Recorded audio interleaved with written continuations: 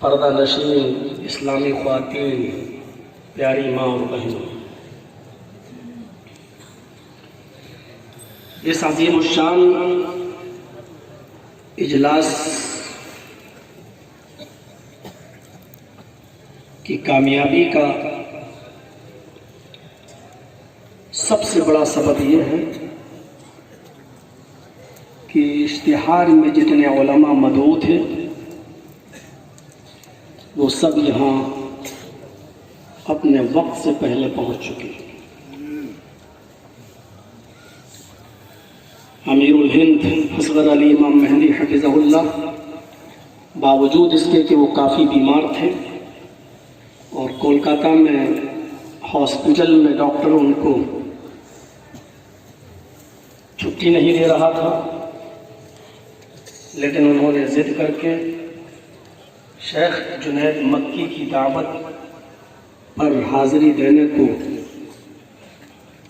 توقیت دی، اور باوجود اس کے کہ وہ کافی بیمار تھے اس کے باوجود وہ یہاں پہنچے۔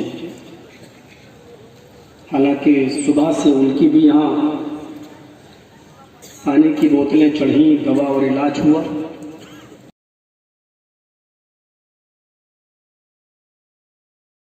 کی گواہی پر اللہ کو بھی گواہ بنا دیا۔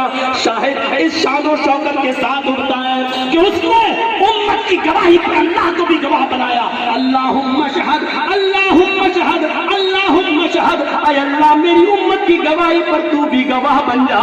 اللہ میری امت کی گواہی پر تو بھی گواہ بن جا۔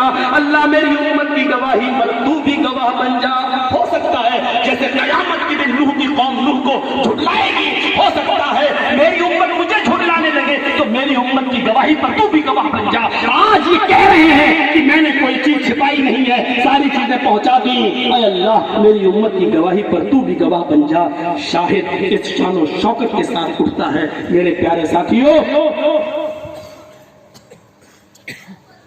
کبھی کبھی شاہد کا معیار اتنا مضبوط ہوتا ہے کہ یقین میں نہیں آتا، لیکن اس کی ذات پر بھروسہ کر کے یقین کرنا پڑتا ہے۔ مثلا کچھ کافر ابو بکر صدیق کے پاس آئے اور کہنے لگے، اے ابو بکر یہ بتاؤ یہاں سے بیت المقدس کی دوری کتنی ہے؟